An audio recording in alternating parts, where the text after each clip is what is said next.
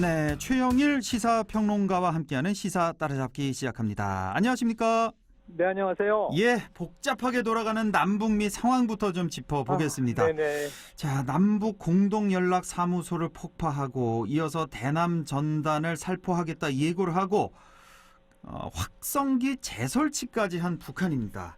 자, 네. 북한의 내부 사정이 궁금해요. 왜 이러는 걸까요, 도대체? 내부 사정이 상당히 절박한 것으로 관측이 됩니다. 그렇죠. 공식적으로 북한이 인정한 건 하나도 없습니다. 예. 그런데 지금 북한은 이 WHO에 이 코로나19 확진자도 단 한 명도 신고하지 않고 있거든요. 예.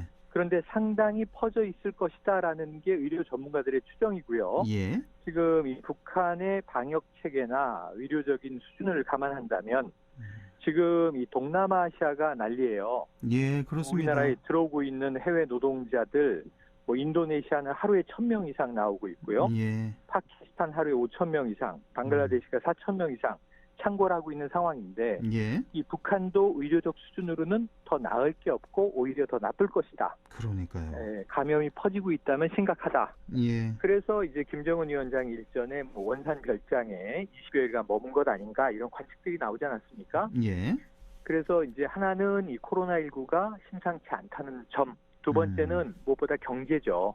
네. 우리도 지금 경제 때문에 사회적 거리두기로 돌아가지 못하는 상황인데 북한의 경우에는 지금 우리나라는 마이너스 1.7% 역성장을 IMF가 보고 있는데 예. 북한 경제는 마이너스 6%를 보고 있어요. 아, 그래요. 그런데 안 그래도 대북 경제 제재는 오래 지속됐기 때문에 위축될 대로 위축돼 있는데 마이너스 6%가 더 쪼그라들 시장이 있는가 보면 북한은 경제적으로 주민들의 동요는 대단할 것으로 보여지고 예. 결국은 남쪽을 다시 적으로 설정을 하고 김여정 제1부부장을 내세워서 남조선 때리기에 돌입한 것 아닌가 이런 관측이 강합니다. 그러니까요. 급기야 뭐 우리 최영일 평론가께서도 예상을 하셨지만 금강산 시설까지 폭파하는 거 아니냐 뭐 이렇게 예상이 되는 상황인데 네, 맞습니다. 그런데 지금 좀 주목해 볼 게 저는 뭐 사무소 폭파를 했고 전단 살포하겠다 뭐 확성기까지 재설치했는데 근데 중요한 게 아주 좀 결정적이고 치명적인 행동은 아직까지는 안 하고 있어요. 뭐 미사일 발사라든지 이게 조금 다행이라고 봐야 될까요? 그러니까 관리할 수 있는 시간은 있다라고 하는 건데 예. 그렇다고 이게 단기에 북한이 다시 이제 뭐 화해 모드로 급전환할 가능성은 전문가들은 낮게 보고 있습니다. 그러니까 북한도 지금 협상을 굉장히 원하고 있는 거예요, 그렇죠? 원하고 있는데 예. 이 북한은 시나리오 베이스가 굉장히 탄탄한 곳이고 예. 단계적으로 이 점강법으로 고조시키다가 한다면 한다. 그리고 뭐라도 이제 정말 원하는 선물이 가기 전에는 이 웬만한 도발은 감행하는 편이기 때문에 예. 지금 이게 언제까지 갈 것이냐라는 이제 논박에서 다수 전문가들의 중론은 미국 대선까지 간다는 거예요. 아유, 그래요. 왜냐하면 지금 트럼프 대통령이 재선된다면 김정은 위원장은 이미 친분이 있기 때문에 예. 또 친서도 보내고 급반전을 시키면서 이 김여정 제1부부장을 뒤로 물리고 자 이제 내가 나설 때가 왔다 하고 이제 트럼프와 또 담판을 벌이겠지만 예. 만약에 트럼프의 지금 낙선 가능성이 점점 높아지고 있지 않습니까? 그렇습니다. 이 조 바이든 민주당 정부가 들어서게 된다면 미국 대통령 중에 재선을 못한 대통령도 몇 안 되는데요. 예. 지금 북한의 경우에는 지금 카운터파트가 바뀌는 이 반전 상황이 오게 되는 거죠. 지금 북한의 입장에서만 보면은 트럼프가 재선되는 게 좋은 거군요. 현재로서는 북한 이제 입장에서는 왜냐하면 예측 가능한 인물인 거죠. 오히려. 예. 그런데 이제 이 친분도 쌓았고, 조 바이든은 또 새로운 인물과 새로운 이제 밀당을 시작해야 되는데, 그러면 분명히 트럼프의 낙선이 확정적이 된다면 트럼프에게는 나는 미국 대선에 개입하기를 원치 않는다라고 이야기를 했다고 볼튼의 회고록에 나옵니다만 10월경에 도발 가능성이 있습니다. 지금 10월 10일이 북한 당창건 기념일인데 지금 열병식을 준비하는 장면이 위성으로 포착이 됐고요. 그래요. 그렇다면 김정은 위원장이 이 초가을 무렵 정도에는 신무기를 공개하지 않겠는가. 지금 미국에 대한 도발적인 발언이 없었지만 아주 없었던 건 아닙니다. 남쪽 때리기에 묻혀서 이 6월 9일에 통신선을 두절하고 미 국무부가 실망스럽다는 표현을 하니까 이 그 북한 외무성의 북미 국장이면 높은 직책은 아닙니다만 당신들 앞마당이나 제대로 정돈하라 이렇게 이제 뜻말했고 예. 6.12가 싱가포르 회담 2주년이었잖아요. 예. 이때는 리선권 외무상이 이 그때 맞잡았던 손을 놓아야 될 때가 오지 않았나 생각 중이다 이런 얘기를 해요. 예. 그리고 최근에는 주러시아 북한 대사가 한반도에 전쟁이 발발한다면 미국은 핵무기로 소멸할 것이다. 격한 얘기를 했죠. 예. 그러다 보니까 1단계는 남한 때리기지만 2단계로는 언제든 뭐 이 늦여름이든 초가을이든 이 미국에 대한 도발로 이어질 가능성도 보고 있습니다. 그렇군요. 자, 이런 상황에 저는 이 얘기 오늘 안 할 수가 없어요. 잠이 안 와요. 저는 네. 요즘에 좀 화가 나서 그 존 볼튼이라는 사람, 그 흰 네. 코수염, 네. 그 전 백악관의 안보 담당 보좌관입니다. 아주 높은 자리죠. 안보 우리로 담당 치면은 보좌관이면. 정의용 국가안보실장급입니다. 그러니까요. 예. 근데 뭐 회고록을 이거 오늘 나옵니까? 내일 나옵니까? 곧 이제 나오는데 미국 시간으로는 예. 내일이지만 예. 13일이니까 오늘 예. 다 서점에 배포가 됐다고 하네요. 그러니까 이 내용이 보면은 참 이 존 볼튼이 현직에 있을 때도 참 마음에 안 들었는데요. 너무 강경파라서 대부.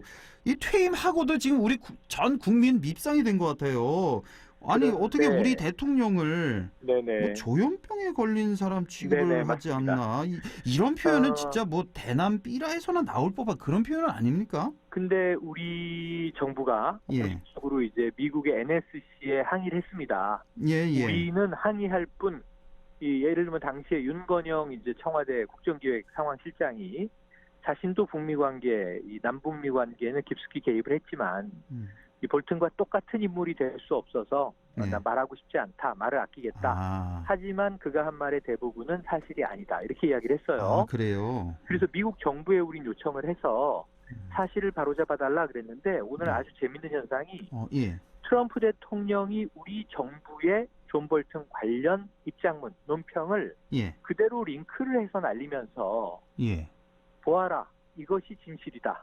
이렇게 이야기를 했어요. 그건 또 무슨 말이에요? 그러니까 우리 정부 입장을 트럼프 대통령은 100% 지지하고 한국 정부 입장이 맞다라고 하는 거죠. 예. 그러니까 존 볼튼에게 미치광이 존 볼튼 이렇게 부르면서 트럼프 대통령은 이 크레이지 존 볼튼이 따분한 책 속에서 주로 거짓말과 허위 스토리, 가짜 이야기들을 늘어놓았다 이렇게 얘기를 했거든요. 그래서 이제 저희 정면반박하고 있는데 일단은 미국 법무부가 법원에 요청한 출판금지 가처분 신청은 기각이 됐습니다만 그 기각 이유가 국가기밀을 담고 있을 가능성은 매우 높으나 이미 언론에 다 발췌 보도가 돼서 출판을 막을 실익이 없다 이렇게 본 거예요. 그 대신에 법원이 엄포를 놓은 게 향후에 출판 이후에 국가기밀 누설이 있다면 이거는 범죄로 처벌을 받으면 되고 그다음에 이 수익금도 몰수당할 가능성이 있다. 민사소송에 의해서 이렇게 본 거예요. 민사소송은 미국 정부가 이제 하게 될 텐데 미국 정부는 이 책에 이미 400여 군데를 수정해야 한다라고 입장을 냈고요. 특히 이제 한반도 부분을 다룬 게 2개 챕터인데 이 안에서는 110군데 수정할 부분이 있다 이렇게 봤습니다. 뭐예요 이게? 근데 이게 도대체 뭐라고 예를 들면 우리 대통령을 조현병 환자 같다 이런 맹비판에 대해서 최소한 예의를 갖추려면 이런 문장을 넣으라는 거예요. 내 생각에는 그렇죠. 당연하죠. 내가 보기에는 그러면 존 볼튼 당신의 시각으로 본 거니까 그렇죠. 뭐 어떤 사람을 뭐라고 비판하든 뭐라 할 수 없지만 주관적인 표현이므로 문제는 이것을 마치 팩트인 것처럼 나열해놔서 이건 외교적인 분쟁으로 발생할 수 있는데 이게 우리나라는 우리나라 지금 이 대목만 이 북미 정상회담 대목만 주로 집중해서 보고 있습니다만 책이 이제 곧 번역 출판이 되겠습니다만 문제는 중국과의 외교, 이란과의 외교, 이란과는 뭐 전쟁 직전까지 갔지 않았습니까? 베네수엘라, 러시아 이런 문제를 다 까발려놨습니다. 지금 제가 보기에는 존 볼튼은 이 국가기밀 보면 감옥에 갈 가능성도 커요. 그러니까 이러면 안 되는 거잖아요. 엄청난 국가기밀을. 회고록은 20, 30년 전 이야기를 지금 꺼내도 이 비사가 파장이 큰데 아니 2년 전 이야기, 1년 전 이야기를 나열해놓고 심지어 우리 정부는 무슨 얘기를 했냐면 아니 남북미 정상회담이 판문점에서 지난해 6월 30일에 있었을 때 도대체 트럼프는 문재인 대통령 빠져라 했고 김정은 위원장도 빠져라 했다는 얘기를 옆에서 본 듯이 적었는데 이 당시에는 트럼프도 볼튼을 불편해했기 때문에 몽골로 출장을 보냈다. 아, 그랬죠. 예, 예, 몽골에 가 있던 사람이 마치 현장에서 이 진두지휘를 한 것처럼 예. 이런 묘사를 어떻게 할 수 있었느냐. 그러므로 대부분 다 볼튼의 머릿속에서 이루어진 이야기를 마치 백악관에서 현실로 있었던 것처럼 각색을 해놨고, 사실 여기 자기 고백이 많이 들어있어요. 아, 예. 나는 북미 정상회담을 원치 않았다. 예. 깨져야 된다고 생각을 했다. 그러니까요. 예. 북미 정상회담이 이루어졌을 때 깜짝 놀랐다. 예. 종전선언 얘기는 북한의 아이디어가 아니고 문재인 대통령이 꺼집어낸 아이디어다라고 나는 강하게 의심을 했다. 북한을 먼저 또 공격해야 된다. 뭐 이런 발언까지 네. 있잖아요. 하노이 회담이 있을 수도 성사돼서 자신은 상당히 불안했고, 예. 정의용 실장이 이 한 번으로 끝나지 않을 것이다라고 이야기하는 걸 듣고는 공포에 질렸다, 이런 얘기를 하고 있어요. 지금 백악관 한복판에 예. 안보 담당 보좌관이면 북미 관계 핵심인데, 그럼요. 이걸 지지하는 사람이 있어도 일이 될까 말까였는데, 그러니까요. 예. 이렇게 결사반대하고 그리고 모든 것이 아베 일본 정부와 자신의 생각은 거의 똑같다, 이렇게 얘기를 하고 있어요. 그러니까요. 예. 더 화가 우리 나더라고요. 편이 아니고 일본 편인데, 예. 사실은 친일파가 백악관의 한복판에서 안보 전략을 좌우했다. 예. 어찌 보면 이걸 본인이 또 자백한 꼴이 돼버려서 그렇네.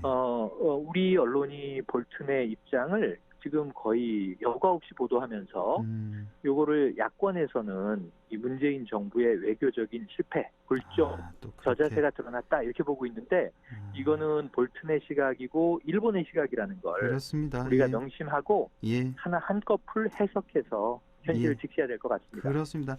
뭐 책 출판 앞서서 노이즈 마케팅이다, 뭐 이렇게 그냥 치부를 하자고요. 지금 초베스트셀러가 일단 됐고요. 그렇겠죠. 선임세를 24억 원 받았다는데, 이것 빨리 민형사상 지금 중대한 범죄 혐의가 되므로 알겠습니다. 저는 다 추징됐으면 하는 생각이고요. 예. 그래야 옳다고 봅니다. 예, 우리 국회 정말 우리 국회도 참 답답한데 지금 네네. 사찰에 이 위중한 상황에 말이죠. 예, 사찰에 집거 중이던 통합당의 주호영 원내대표 뭐 목요일쯤, 그러니까 내일 모레 돌아온다는 얘기도 있고, 오늘 또 보니까 강원도 한 사찰에서 주호영 원내대표랑 김태년 원내대표도 만났다는 속보도 들어와 있던데, 자, 지금 말씀하신 대로 지금 문제가 우리 국회가 이렇게 또 세월만 보낼 거냐. 우리 20대 국회에서 국민들 실망감이 엄청 컸는데 또 비슷한 모습을 보이고 있단 말이에요. 또 일 안 하는 일이 국회, 많은데. 공전하는 국회가 되고 있는데, 예, 보십시오. 지금 남북 관계는 엄중해져 있죠. 예. 지금 코로나19는 계속 2차 유행이 가고 있죠. 그러니까요. 여기서 경제는 지금 피폐해지고 있죠. 예. 국민들 힘들죠. 근데 국회가 역할 안 하면 이건 정말 이 욕먹는 수준을 넘어서 예. 세비를 이 사람들에게 왜 줘야 하나 얘기가 21대 국회 초기부터 나옵니다. 그렇습니다. 그래서 지금 일단 주말에 김종인 비대위원장이 그때는 충북 보은의 법주사에서 주호영 원내대표 만났고요. 오늘은 강원도에 있는 한 사찰에서 김태년 민주당 원내대표가 찾아가서 사찰 담판을 벌이고 있고, 속보가 아마 저녁에 나올 것으로 보여집니다. 주호영 원내대표는 이제 내일이나 모레 일단 서울로 돌아오고, 지금 목요일에는 이 비대위가 예정돼 있는데 그 회의는 참석하겠다고 했어요. 근데 문제는 오늘 답이 대략 나올 것 같은 게, 민주당이 확인하려는 건 이 김종인 비대위원장, 주호영 원내대표가 말했다는 18개 상임위를 그냥 다 여당이 가져가라, 이게 진의인가 협상의 압박수단인가, 이걸 확인하고자 하는 거예요. 만약에 우리는 정말 이 상임위원장 하나도 안 가져가겠다, 여당이 여대야소 국면에서 책임 정치라 그러면 금요일에 본회의가 열릴 거고요. 민주당 주도로 통합당이 참여하면 좋겠지만 참여하지 않더라도 이 여러 가지 부담, 이 책임의 부담을 무릅쓰고 민주당이 18개 상임위를 가져갈 것 같습니다. 왜냐하면 6월 내로 3차 추경 처리해야 된다라고 민주당이 목이 터져라 이야기하고 있는데, 이번 주 지나면 다음 주에 7월이 오거든요. 그럼 계속 늦어지는 거예요. 더 이상 이 35조 3천억 플러스 알파의 추경 예산을 미룰 수는 없다는 게 정부 여당의 입장이니까 오늘 어쩌면 단판의 결과가 나올 가능성이 높고 한번 지켜보시죠. 예, 그냥 개인적인 생각으로요. 우리 최영일 평론가님, 18대 0 다 가져가라, 이거 진의 같아요? 아니면 그냥 엄포 같아요? 이거 좀 진위 가능성이 높습니다. 왜냐하면 정말요? 지금 홍준표 의원이 예. 굉장히 거친 이야기를 하시는 분 아닙니까? 예. 어제 이분의 SNS를 보니까요. 굉장히 좀 진지한 언어로 기존의 모습은 이제 찾아보기 어렵게 다만 과거 홍카콜라 TV에서 본인이 이야기했듯 이런 상황에서 이 여대야소 국면에서는 이 과거 미국의 민주당 사례처럼 그때는 한석 더 많이 가져간 민주당이 상임위를 다 가져갔거든요. 예. 아예 책임 정치를 한번 구현해보는 것도 의미 있는 일이다.